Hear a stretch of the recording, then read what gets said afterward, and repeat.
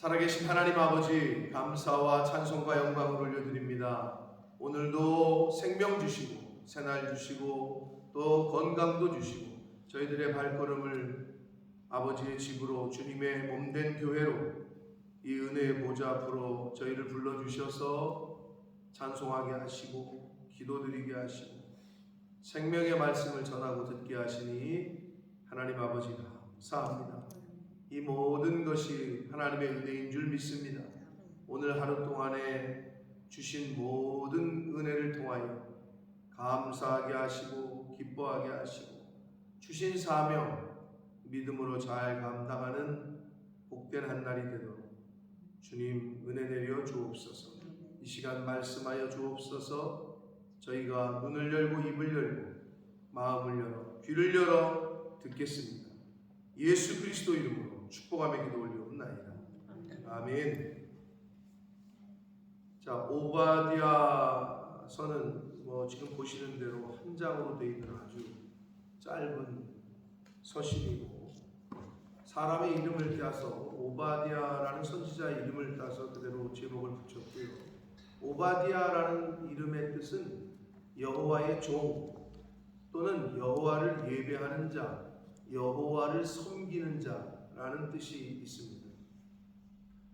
정확히 저자에 대해서는 출신 성분이나 어떤 출신 지역이나 이런 게 전혀 언급이 되어 있지 않아요. 그러나 여러 가지 힌트, 또 여러 가지 정황상 남유다가 바벨론에게 멸망을 당한 직후에 쓰여진 것으로 보여지고 남유다에 살았던 것으로 추측을 합니다. 그리고 지금 읽었는데 어디에 대한 얘기였어요? 에돔에서에 대한 이야기였다. 그러니까 에돔에 대한 하나님의 어떤 경고의 말씀이에요. 주된 내용이. 그래서 이 오바댜서의 핵심어라고 한다면 교만과 형제라는 단어예요. 에서가 누구예요? 야곱의 형이잖아요. 에서와 야곱. 야곱은 이스라엘의 조상이고, 그러면 이스라엘, 즉 남유다와 에돔은 형제지간이지. 그렇잖아요. 아주 가까운 거죠. 쉽게 말해서 의환이와 유난이 사인 거고 승역이하고 승우 사인 거예요. 그 후손이요. 그런데 에돔이 역사 가운데 어떻게 했어요?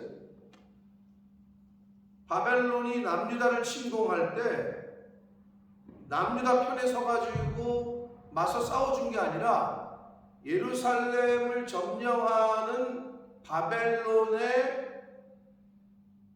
떨거지들이라고 할 수 있겠지. 연합군, 바벨론이 지네만 싸운 게 아니라 자기들이 이렇게 좀 주무를 수 있었던 나라들한테 야, 니네들 애들 좀 보내. 즉 파병을 요청해가지고 야, 우리가 여기 치러가니까 니네들 좀 일로 와.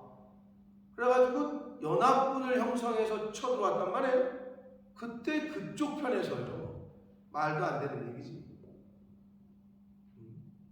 그러니 하나님 보시기 가만히 있겠어요, 이게? 그래서 세상 약육 방식이라고 보니까 망할 것 같아. 그리고 아주 우습다 이놈들. 그러면서 남유다가 바벨론에게 멸망당하는 거를 막아준 게 아니라 그쪽 편에 서가지고 같이 들어왔단 말이에요. 그래서 약탈하는데 같이 약탈하고 그 짓을 했단 말이에요. 그거에 대한 하나님의 심판의 메시지인 거예요. 결국 오늘날 뭐냐? 성도가, 여러분, 하나님 사랑하는 거는, 내가 하나님을 사랑한다라고 말한다면 하나님 사랑하는 거를 뭘로 지금 그렇게 표현을 할 거냐는 거예요. 사랑은 행동으로 나타나야 되는데 결국 하나님 사랑은 이웃 사랑으로 삶으로 나타내줘야 되거든요. 예수님이 그러셨던 거죠. 하나님을 사랑하는 자는 이웃을 어떻게 대하느냐를 보면 안단 말에 그런 거에 대한 교훈의 말씀이죠.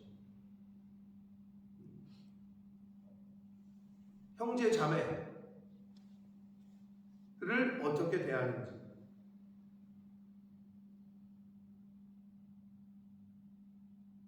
무서운 말씀이죠, 사실. 이제 그런 이웃을 돌보지 않고 이웃을 힘들게 하고 어렵게 하고 이웃의 눈에서 눈물 나게 한다. 이거는 그 책임이 하나님께서 그냥 두고 보시지 않을 거고 나 때에 안 당하면 자식 때에 당합니다. 반대로 부모가 하나님 말씀대로 순종하고 살면 내 때의 복을 못 받아도 내 자녀들 때의 복을 받습니다. 우리가 어떻게 살아야 되는지가 굉장히 중요합니다. 그러면 자식들 입장에서는 너무 억울한 거 아니에요? 이렇게 얘기할 수 있지, 그지? 민주야, 아니 뭐 내가 한 것도 아닌데 왜 우리 부모들 때문에 내가 이렇게 어려움을 당해야 됩니까? 라는 생각이 들 수 있을까? 어때, 네 생각? 근데 우리 아버지가 행동한 거 보니까 내가 뭐 당연히 그거에 대한 뭐 저기를 좀 당해야죠. 이렇게 생각이 들어? 아니면 억울해? 반반이요? 아주 지혜롭게 대답을 하는 것 같은데. 근데 이게 당연한 거예요. 만약에 너희 아버지가 독립투사야. 독립군이었어. 그래서 너 대학 갈 때 플러스 점수를 주고 취직할 때 포인트를 더 주고 나 핸드폰 값 안 받고 나라에서 그렇거든요. 지금 독립 후손의 자손들은 네가 독립운동했어? 근데도 왜 네가 그 혜택을 받아야 돼? 아버지가 그렇게 살았으니까. 그건 우리가 끄덕이죠. 반대로 알고 봤더니 우리 아버지가 친일파네. 나라를 팔아먹은 사람이었네. 할아버지가. 그러면 지금 내가 갖고 있는 게 그래서 나라 팔아먹어서 받은 땅이었네. 그럼 나라에서 뺏어봐. 당연한 거요? 아니요? 그래, 그 얘기하는 거예요. 맞는 거죠. 그러니까 하나님은 공평하신 분이에요. 그러니까 우리가 잘 살아야 되는 게 그런 거예요. 만약에 할아버지, 할아버지 때 막 우상 섬기고 뭐 절 짓고 뭐 무당한테 가서 막 엎드리고 그 후손은 죄송하지만 흔히 우리가 말하는 가게에 흐르는 저주를 끊어야 돼요. 몰라서 복음을 듣지 못해서 내 할머니가 그런 짓을 했다. 하나님 앞에 내가 철저하게 회개하는 거예요. 그러고 돌아가셨으니까 그걸 끊어야 돼요. 자, 그래서 형제 사랑하는 거에 대한 교훈이라고 보시면 됩니다. 도대체 이 오바댜서는 에돔에 대한 교훈을 이렇게 하는데 오늘날 우리 이웃들에 대해서 우리가 어떻게 대해야 될지, 형제 자매들에 대해서 어떻게 대해야 될지. 이 에돔은요, 당시에 그 세일산이라고 하는 아주 요새화된 성에서 살았던 족속이에요. 아주 그냥 난공불락의 요새야. 침략하기가 너무 어려워. 지형상. 그래가지고 어떤 생각이 있었냐? 니네 어디 다른 족속이 자기네를 침범하지 못할 것이라는 생각이 늘 있었단 말이야. 어디 올라와봐. 해봐. 너희는 여기를 점령을 못해. 교만했단 말이야. 그런 생각이 있었다. 그래서 이제 여기 오늘 읽은 거기에도 누가 우리를 여기까지 쳐들어오겠어. 이런 마음의 교만이 너희들이 헛짓거리를 하게 만들었다. 이제 이 얘기가 나옵니다.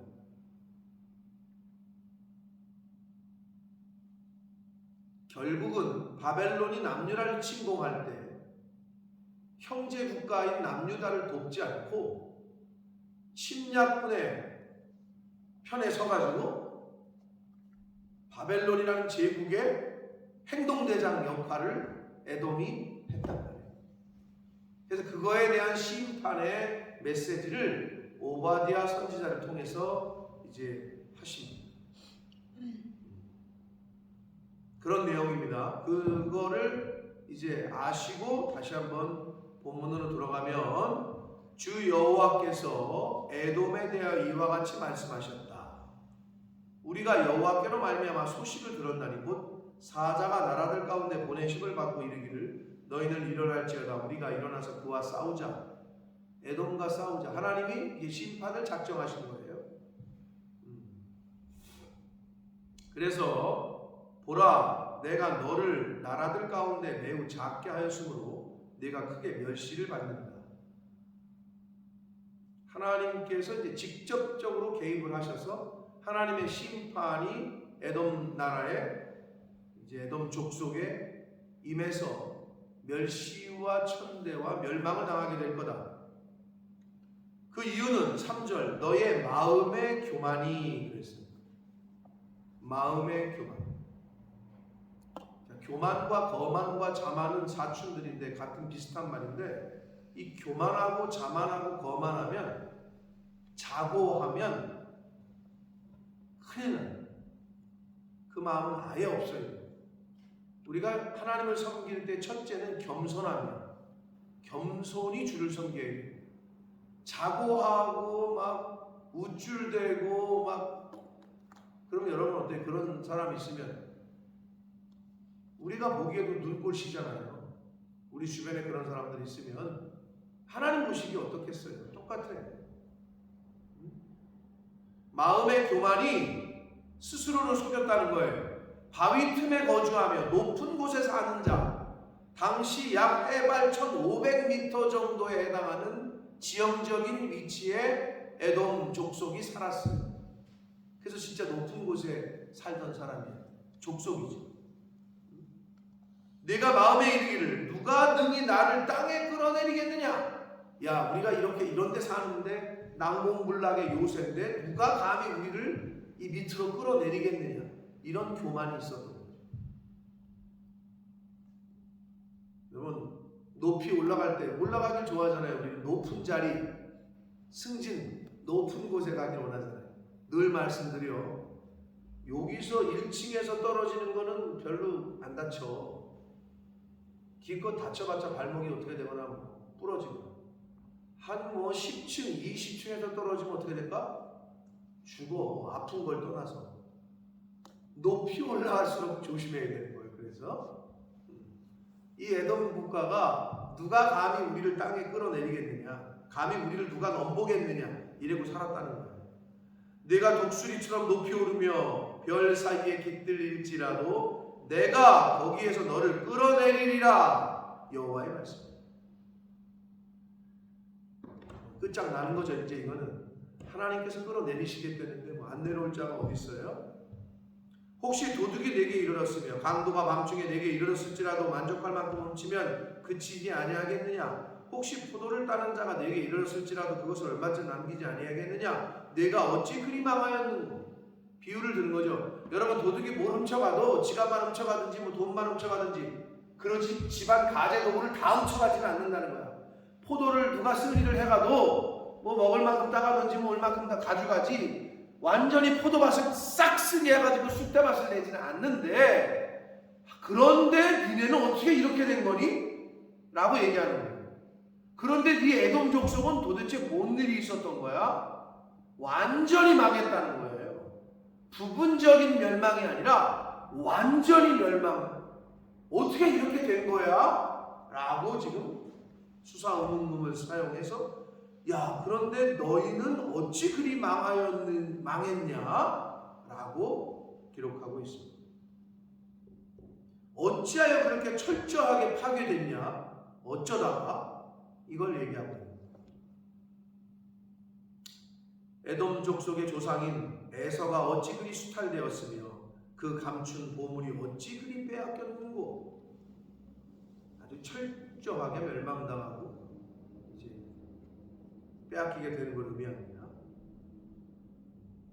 너와 약조한 모든 자들이 너를 쫓아 변경에 이르게 하며 너와 화목하는 자들이 너를 속여 이기며 내 먹을 것을 먹는 자들이 내 아래에 함정을 파니 내 마음에 지각이 없음이로다. 지각은 분별력, 판별력이 없었다는 거죠. 근데 여기서 약조한 모든 자들, 화목하던 자들, 내 먹을 것을 먹는 자들 누구냐면요, 역사 가운데 약조한 모든 자는 모압 족속을 말하고 화목하던 자들은 암몬 족속을 말하고 먹을 것을 먹는 자들은 바벨론 제국을 말해요. 그러니까 한마디로 이 에돔 족속이 주변에 이렇게 동맹 관계에 있었던 좋은 관계를 유지하고 있었던 관계들이 있어요. 그런데 뒤통수 맞은 거예요. 다 배신당하는 거죠. 다 배신을 당해요. 철저하게. 뭐 나라의 역사를 봐도 그렇고 개인사를 봐도 그렇잖아요. 뒤통수는 누구에게 맞는다고요? 민주 저기 있는데 내가 제 뒤통수를 칠 수 있어요? 저렇게 멀리 있는데 어떻게 쳐요 내가? 가까이 가야 치지. 뒤통수는요 내 옆에 걷고 있는 사람이 치는 거예요. 저 멀리 있는 사람은 내 뒤통수를 칠 수가 없어요. 즉 가장 내 가까이에 있던 사람이 뒤통수를 치는 거예요. 배신은 누구한테 당하느냐? 가장 가까이에 있는 사람한테 당하는 거예요. 가장 친밀하고 가장 가깝다고 생각했던 사람이 돌변하는 거예요. 역사 속에서 다 그러잖아요. 가깝고도 먼 나라? 일본 아니에요. 우리나라한테 얼마나 뭐 지금까지도 역사 가운데 계속 멀리 있는 나라는 우리 땅 관심도 없고 오지도 못해. 오다가 지쳐.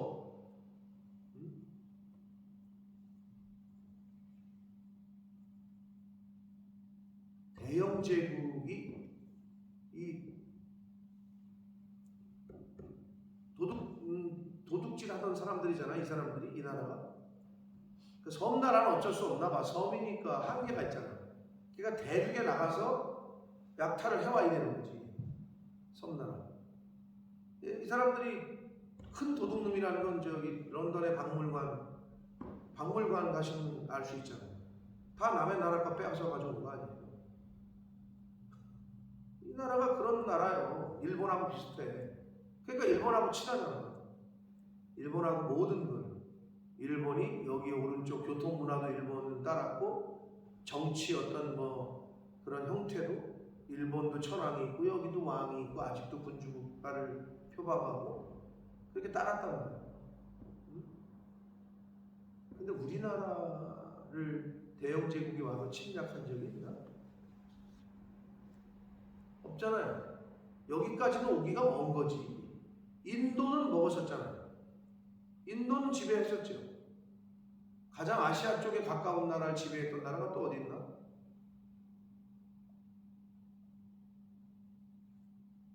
인도까지가 가장 가까이 온 건가? 인도는 분명한 것 같고 인디아 맞죠? 거기까지밖에 못 온 거지. 여기까지 못 와, 멀어서. 여러분 배신은요 가장 가까이 있는 사람이 하는 거예요. 그래서 마음이 아픈 거예요. 한 입을 덮고 자는 사람이 배신했다고 생각해요. 그게 너무 힘든 거죠. 신의를 저버리는 행동을 했다고 생각해요. 하물며 근데 여러분 내가 이 얘기를 왜 하냐면요 아예 그렇게 알고 계시라고. 뒤통수를 칠 수 있는 사람은 옆에 있는 사람이지 멀리 있는 사람이 아니야. 내 등에 칼을 꽂을 수 있는 사람은 옆에 있어야 칼을 꽂지. 아니 저렇게 멀리 있는데 어떻게 와서 다 아는 거지. 그러니까 그거에 대해서 배신은 최측근이 하는 거다. 이렇게 아예 생각을 하셔. 아니 예수님 봐봐. 12제자가 팔아넘긴 거예요. 대제사장들이 어떻게 한 게 아니야. 멀리 있던 관심도 없던 사람. 그러니까 그거에 대해서 너무 그렇게 막 놀랄지도 않으셔도 돼요. 인생을 살면서. 목사를 힘들게 하는 건 교회 바깥에 있는 사람이 아니에요. 교회 안에 있는 사람들이지. 한국의 많은 교회들의 목사님들의 어려움이 뭔지 알아요? 김현숙 권사님, 한국에 담임 목회 하시는 분들의 고충이 누구 때문인 것 같아요? 예를 들면, 자, 교회 밖에 어떤 시장의 상인들, 아니면 가까이 들어와서 주일날만 왔다 갔다 하는 썬데이 크리스찬, 이 사람들이 힘들게 할까요? 아니면 집사 이상의 재직회, 직원회가 힘들게 할까요? 아니면 장로들이 모인 당회가 목사님을 힘들게 할까요? 권사님 생각해요. 당회예요. 가장 가까이 있는 분들이 가장 힘들게 해요. 반대로 가장 가까이 있는 사람들이 가장 잠소를 잘 섬길 수 있어요. 양날의 검이에요. 그럼 명심하셔야 돼요. 내 옆에 가장 가까이 있는 사람들이 나를 힘들게 하는 거예요. 멀리 있는 사람은 상관없어요. 이것도 역사 속에서 에돔이 형제 아니야? 이스라엘하고는 형제 국가야. 그런데 이런 짓거리를 했다. 그러니까 하나님이 이건 안 되게 쓰신 거지. 그래서 주변에 있는 나라들, 에돔과 가장 가까이 있었던 모압과 암몬과 바벨론을 사용해서 완전히 등을 지게 해요. 배신을 하게 합니다. 여호와의 말씀이니라. 그날에 내가 에돔에서 지혜 있는 자를 멸하며 8절 에서의 산에서 지각 있는 자를 멸하지 아니하겠느냐. 지도자들을 다 없애겠다는 거죠. 9절 드만, 이 드만도 에돔을 이야기합니다. 내 용사들이 놀랄 것이라. 이로 말미암아 에서의 산에 있는 사람은 다 죽임을 당하여 멸절될 것이다. 10절 봅니다. 구체적인 에돔의 죄가 이제 나열이 됩니다. 도대체 어떻게 했길래 내가 내 형제 야곱에게 행한 포악으로 말미암아 부끄러움을 당하고 영원히 멸절된다. 역사 속에서 사라집니다. 이제 뭐 때문에? 형제 야곱에게 행한 것 때문에. 내가 멀리 섰던 날, 유다가 멸망을 당할 때 방관자로 서 있을 때, 이게 멀리 섰던 날이에요. 완전히 형제 국가가 침략을 당하는데 도와주긴커녕 그냥 방관자 또는 거기에 동참했던 그런 날에 곧 이방인이 그의 재물을 빼앗아가며, 다른 나라가 와가지고 예루살렘을, 남유다를 침략하고 있는데 외국인이 그의 성문에 들어가서 예루살렘을 얻기 위하여 제비 뽑던 날에 너도 그들 중 한 사람 같았다. 우리나라 역사로 보면 언제예요? 대한제국이 막 멸망당할 때 러시아와 일본과 막 미국이 서로 지네끼리 모여가지고 야 이거 어떡할래? 북쪽은 누가 맡을래? 남쪽은 누가 맡을래? 아니 우리나라 땅을 가지고 지네가 왜 난리요? 그러더니 손 긋고 야 북쪽은 니네가 맡고 남쪽은 우리가 맡아. 천만다행이지. 북쪽을 소련이 러시아한테 넘겼으면, 아니 남쪽을, 그럼 우리는 그냥 북한처럼 살아가고 있을지도 몰라요. 그 사람들이 그은 거예요. 우리가 그은 게 아니고. 그때 러시아, 일본, 미국 지네끼리 열강이 그냥 한반도를 놓고 야 이거 어떻게 나눠 먹을까? 제비 뽑을까? 비슷한 거지. 그랬단 말이요. 이 이스라엘이 그런 꼴을 당했던 거지. 그런데 에돔 족속이 그들 중 한 사람 같이 행동했다는 거죠. 12절 내가 형제의 날 곧 그 재앙의 날에 유다가 침략당할 때 방관할 것이 아니며 방관해서는 안 됐으며, 이 말이죠. 유다 자손이 패망하는 날에 기뻐할 것이 아니며 기뻐해서는 안 됐으며 그 고난의 날에 내가 입을 크게 벌릴 것이 아니었다는 거죠. 근데 그렇게 행동했다는 거예요. 내 백성이 환난을 당하는 날에 내가 그 성문에 들어가지 않았어야 됐고, 환난을 당하는 날에 내가 그 고난을 그냥 지켜보고만 있어서는 안 됐을 거고, 환난을 당하는 날에 내가 그 재물에 손을 대지 말았어야 되는데, 내 형제의 나라가 침략당하는데 그 재물들을 자기도 침략군의 일원으로 같이 가져갔단 말이지. 말도 안 되는 얘기했죠. 사거리에서 네거리에 서서 그 도망하는 자를 막지 않는 거죠. 이거 뭔 말인지 이해되세요? 바벨론이 막 침략하잖아? 그 사람을 막 죽여, 약탈을 해. 그러면 그 가운데에서도 살아남는 사람들이 있잖아.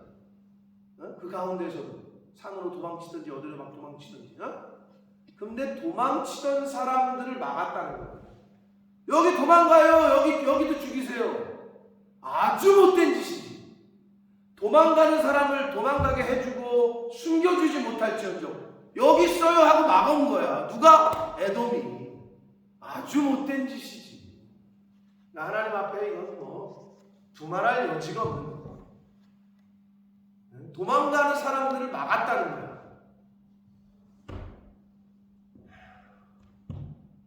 고난의 날에 그 남은 자를 원수에게 넘기지 않았어야 된다. 근데 그 남아있는 자, 도망가는 사람들까지도 원수들에게 넘겼다는 거예요. 아주 못된 짓을 한 거죠. 사랑하는 성도 여러분, 야곱과 에서 형제라니까. 우리 주변에 이웃들, 뭐 사촌들, 피를 나는 뭐 릴레이티브가 아닌 친척이 아니더라도 우리가 왜 형제 자매라고 그래요? 그래서 한국의 어떤 교회들은 직분이 없어요. 그냥 남자는 다 형제님, 여자는 다 자매님 이렇게 부르는 교회가 있어요. 그래서 항상 물어봐. 목사님 이런 교회가 있는데 이거 이단 아니에요? 이렇게 물어봐. 노말하지 않으니까. 근데 이제 살펴보면 어떤 그런 가치를 두는 거예요. 한국은 개교회니까 우리 교회는 직분을 다 안 줍니다. 남자는 다 형제고 자매는 여자는 다 자매 이렇게 부르기로 했다는 거예요. 이건 뭘 얘기하는 건지 알아요? 교회에 한국의 공교육에 실망을 하고 공교육에는 이제 미래가 없다 해가지고 나온 게 뭐예요? 그 대안으로 나온 게 대한학교죠. 한국 교회의 정치 제도는 이거는 안 된다. 그 대안으로 나온 게 그런 것들이에요. 장로 세워놨더니 권사 세워놓고 집사 세워놨더니 이건 무슨 뭐 교회를 섬기라고 했더니 이건 안 되겠다. 아예 그런 거 없애버리자. 그냥 다 형제 자매. 그래서 그렇게 하는 교회들이 좀 생겨나기 시작했어요. 브라더린 교회 또 다른 그건데. 네? 몬모스 하나 있는데 브라더린 교회라고 해서. 영국에도 그런 형태가 있어요? 예, 영국에도? 한국에 많아요. 한국에 많아요. 원사님이 한국 떠나신 지 지금 뭐 20몇 년이시고 한국 교회를 한국 가셔서 몇 군데를 다니시는지 모르겠지만 이제 저는 아무래도 이제 목사이다 보니 다니고 듣는 얘기들이 많이 있잖아요. 근데 많이 생겨나고 있어요. 즉 한국 교회 기존의 정치 제도를 거부하는 거죠. 왜? 가만히 보면 말씀드렸잖아요. 죄송한 얘기지만 싸우는 거 보면 일반 성도들하고 잘 안 싸워요. 목사님하고 장로님들하고 항상 싸워요. 그러니까 그거를 성도들이 보고 어떻게 해요? 다 교회 떠나요. 싸우기 시작하면 내려와라. 뭐 어느 교회는 한 교회에서 두 군데서 예배드리잖아요. 담임 목사파, 아닌파 말도 많어요. 그 중에 대표적인 게 어디예요? 서초동의 그 큰 교회 아니에요. 그 서초동의 대표적인 그 러브처치 거기 이제 끝났나 모르겠어. 두 군데서 예배 드렸어요. 하나 본관에서 하나 별관에서. 지금 끝났나 모르겠네. 최근에 일이에요. 그러니까 그런 걸 보면서 성도들이 이게 뭐야? 이게 교회야? 이러면서 다 나가요. 죄송하지만 최측근들하고 싸우는 거예요. 결국. 그게 한국 교회의 지금 안 그런 교회들도 있지만 제가 말씀드리잖아요. 한국 교육의 문제, 공교육에 희망이 없어서 대한학교를 만들듯이 한국 교회가 이대로 가서는 안 되겠다. 그래서 기존의 정치 제도를 거부한다고 해요. 그래서 나온 게 또 하나, 기존의 교단들을 거부해서 또 하나 나온 게 뭐예요? 그게 독립교단 아니에요. 장로교 감리교 뭐 필요 없다. 근데 또 하나 독립교단이라는 게 또 생겼지. 그게 독립교단이야. 그래서 어서 한 수 받으셨어요? 저는 독립교단에서 받았어요. 장로교 감리교 침례교 다 싫어. 그러니까 독립교단이 또 하나의 교단이 또 돼버렸네. 어쩔 수 없는 건데, 근데 뭐 어디 있든 목사도 성도도 하나님의 뜻 바라보고 주신 말씀대로만 그렇게 살면 되는데, 중요한 건 오늘 말씀으로 다시 돌아와서 가장 가까이에 있는 형제 국가였다. 그렇잖아요, 역사 가운데. 근데 그 에돔이 야곱의 후손을 짓밟습니다. 그러니 하나님 보시기엔 이건 아닌 거지. 사랑하는 성도 여러분, 시편 41편은 다윗의 시거든요. 다윗이 뭐라고 얘기하냐면요, 시편 41편 1절에 가난한 자를 보살피는 자에게 복이 있으며 재앙의 날에 여호와께서 그를 건지시리로다. 아멘. 이렇게 말씀했어요. 여러분, 연약하고 부족하고 힘없고 가난하고 이와 같은 비슷한 말씀이 너무 많잖아요. 가난한 자를 도와주는 건 나에게 구워주는 거다. 여호와께 구워주는 것이다. 이런이 얼마나. 여러분, 우리가 왜 자꾸 대접하려고 그래요? 대접해야 복 받는다는데. 누가에게 대접을 받잖아요. 그러면 그거 맛있는 거 먹은 걸로 끝나. 근데 대접한 사람은 그 복이 내가 얼마로 누구 대접한 거로 끝나는 게 아니라 후손에까지 그게 남는다. 어떤 삶을 살아야 돼요, 그러면. 그러니까 자꾸 대접을 하려고 노력하는 거지. 그러니까 이스라엘이 왜 복을 받느냐? 뭐 지금도 그런 전통이 있대요. 지나가던 나그네를 그냥 보내지 않는다. 근데 우리 옛날 어르신들 그렇게 못 살 때도 그랬던 것 같아. 어디 여행객들 나그네들 들으면 밥이라도 주고 뭐 이렇게. 요즘 그런 게 어딨어. 누가 들어올까 봐 겁나지. 요즘 시대가 그렇게 많이 바뀌어버렸다. 하나님 말씀대로만 살면 복을 받습니다. 자, 그래서 이웃들을 잘 섬기고 돌보고, 하물며 교회 형제 자매들, 우리 주변에 있는 사람들, 주의 종들 섬기고 하라는 이유가, 하나님께서 왜 그러라고 하셨냐? 나 복 주시려고, 나 잘되게 하려고, 내 자녀들에게 복 주시려고. 이거인 것을 깨달으셔서 에돔과 같은 어리석은 자 되지 마시고, 맨날 그 시대의 흐름을 타고 이쪽이 대세야, 이쪽에 붙어야 되겠네. 이거 아니네, 이쪽으로 판도가 바뀌었네. 야, 줄을 잘 서야 돼. 이쪽으로 서야 돼. 그게 세상이잖아요. 야, 전무님 줄이야. 아니야, 사장님, 저 사람이 이번에 본부장 오러 왔어. 저 줄을 저 밑으로 서야 돼. 세상 사람들이 하는 거잖아요. 여러분은 어떤 줄을 서시겠어요? 하나님의 줄을 잘 잡으시라고. 영원히 변하지 않는 줄 서도 그 사람이 마음 바뀌면 끝이야. 모압과 암몬과 바벨론이 등을 돌렸다고. 그래서 에돔은 역사 속에서 완전히 영원히 사라지게 됩니다. 사랑하는 성도 여러분, 오늘 하루도 내가 돌봐야 될 사람이 있나, 내 주변을 잘 살피시고 그렇게 사시고, 하나님이 건강 주시고 생명 주시는 날 동안에 여호와는 사랑이시라, 이 31,173절을 요약하면 사랑이라잖아요. 십계명은 둘로 나누는 뭐예요? 하나님 사랑, 이웃 사랑이잖아요. 그거예요. 하나님 사랑하는 거. 하나님이 보시기에 야, 너 참 나를 사랑하는구나. 남자친구 여자친구가 둘이 사귈 때 이 사람이 나를 진짜 사랑하는가 보다라고 느껴야 될 거 아니에요. 저 남자가 저 여자가 나를 진짜 사랑하나 보네. 그래야 느껴야 될 거예요. 하나님 보시기에도 야 얘가 나를 정말 사랑하는구나. 이웃들을 사랑할 때 이 사람이 왜 나를 이렇게까지 하지? 그걸 느끼게끔 해야 될 거 아니에요. 슬로건에 그치지 마. 하나님 사랑, 이웃 사랑. 너무 잘 알아. 10계명도 다 해요. 그거 뭐?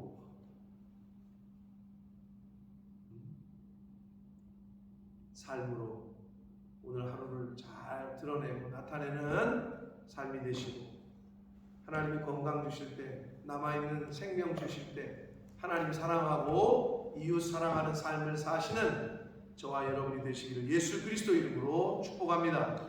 살아계신 하나님 아버지, 감사와 찬송과 영광을 올려드립니다. 세상의 그 어떤 힘과 능력으로도 재물로도 살 수 없는 생명과 시간과 건강을 허락하셔서 오늘 하루를 더 살게 하시고 하루를 시작하며 하나님의 말씀을 듣게 하시니 아버지 감사합니다. 에돔 나라가, 에돔이라는 민족이 왜 하나님 앞에서 멸망을 당했는지 오늘 말씀을 통해 배웠습니다. 이웃은 어떻게 대해야 되는지, 하나님을 사랑하고 교회를 사랑하고 한다고 얘기를 할 수 있고 그렇게 믿고 있다면 내 주변에 있는 이웃들에게 관심을 갖고 힘들어하고 연약하고 고통스러워하고 있는 이들에게 진정한 그들이 느낄 수 있도록 그런 사랑을 베푸는 삶을 사는 제가 되게 해주시고, 우리 몸된 교회에 속한 성도들, 그 속한 가정들, 자녀손들이 되게 하셔서 가난한 자를, 연약한 자를 돌보는 것은 재앙의 날에 하나님께서 그를 돌보실 것이다. 가난한 자를 돌보고 사랑하는 것은 하나님께 구워주는 것이다. 이렇게 성경에 가르치셨고 말씀하셨으니 그 말씀을 따라 그렇게 사랑하는 저희들이 되도록 주여 은혜 내려 주옵소서. 예수 그리스도 이름으로 축복하며 기도 올려